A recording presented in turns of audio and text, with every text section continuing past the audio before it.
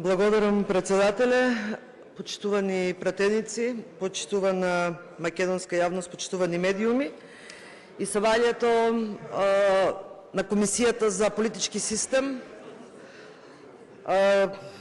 земав право на дискусия и овде за да го изразам ставот на Социјалдемократскиот сојуз на Македонија, меѓутоа и загриженоста на сите оние кои што работат или пак некако се поврзани со инспекцијските служби.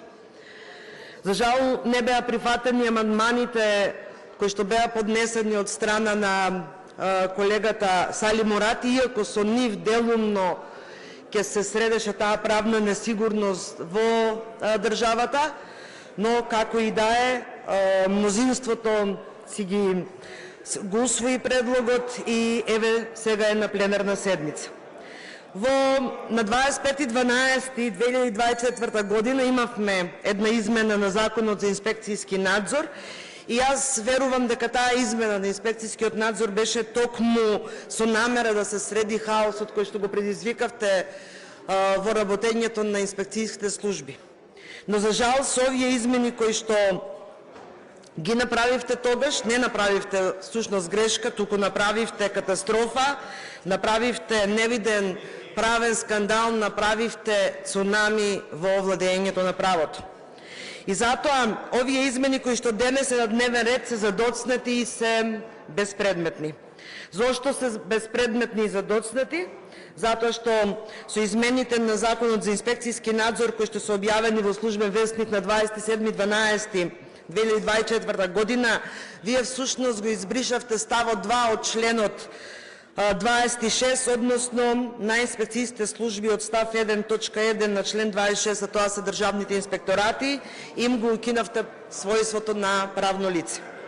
Им го укинавте својството на правно лице без при тоа да предвидите во преодни и завршни одредби што понатаму со нив, односно де јуре тие повеќе не постојат.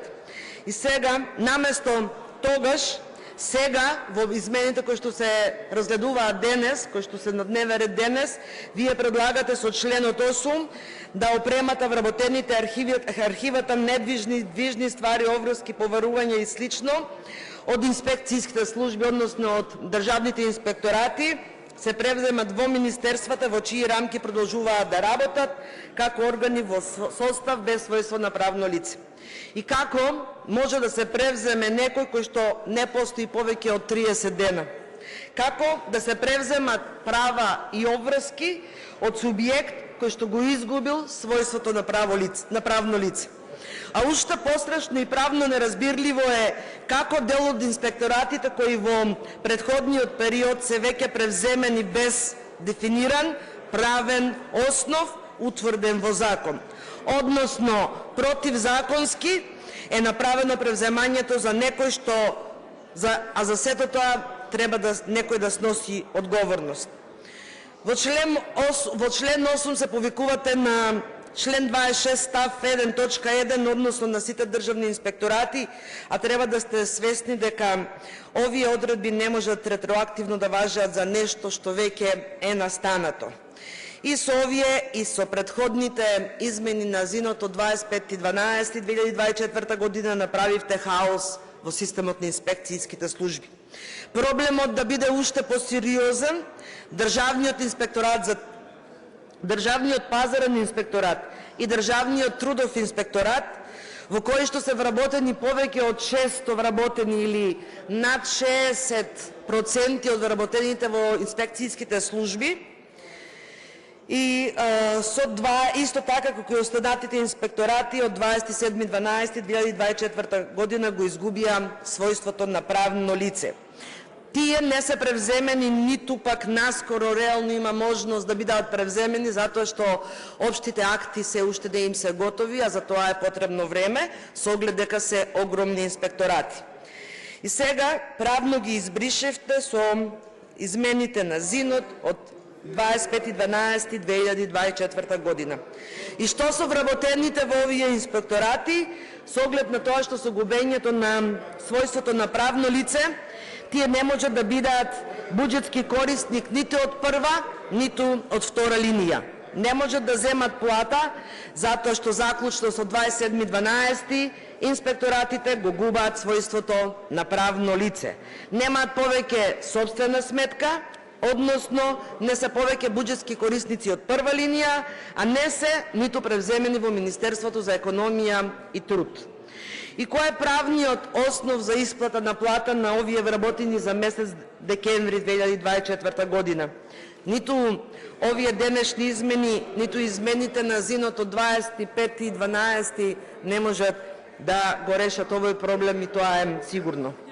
Во дел од инспекторатите исплатата на платата за 12 месец 2024 година се прави врз основа на цесии помеѓу соодветните министерства, Управата за јавни приходи и државните инспекторати, кои што впрочем од 27 декември повеќе не постојат, нема својство на правно лице, а директорот нема ниту овластување да ги потпише тие цесии. Дополнително на тоа, овие цесии се потпишуваат во јануари, некаде на средината на јануари 2025 година. И тоа е спротивно на закон, а со потпишувањето на оваквите цесии се прави злоупотреба на службена должност на сите потписници и цесиите ги прави ништовни. Секако и за ова ќе мора да има одговорност. Во периодот од 27.12 па наваму, по кој основ се вршени инспекцијските надзори? Како може правен субјект кој не постои да врши инспекцијски надзор и контрола? Всушност, ваквите инспекцијски надзори не предизвикуваат правни последици, односно немаат правно дејство и секој еден може да ги оспори. И тоа е благодарение на вашата неспособност и на вашата неукост. Како пазарниот инспекторат од 27.12 наваму ги врши инспекцијските надзори?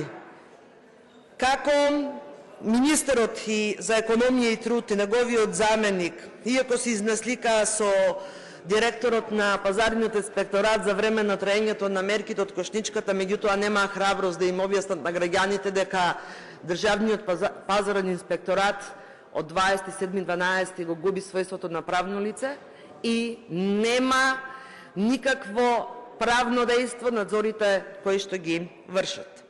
Колеги, со измените на ЗИНот од 25.12 објавени во Службен вестник 27.12, вие всушност го суспендиравте инспекцијскиот надзор во државата. Државниот инспекторат за труд исто така е орган кој што ги штити правата на работниците и срамота е правата на вработените во инспекторатот, вклучително и инспекторите, да бидат прекршени токму со измените на Законот за инспекцијски надзор. И овие измени кои што денес се на дневен ред, всушност се обид на незаконското да му се даде законска рамка, знаете дека тоа е невозможно. И след на сето онаа што го реков, и останатите недоследности во предлог законот. Во член 1 од предлог законот со кој се менува членот 18, бричате неколку точки, меѓу кои точката 3. А сте заборавиле во член 34, ставот 3, кој што е поврзан со годишните планови, да го избришете и создавате правна несигурност.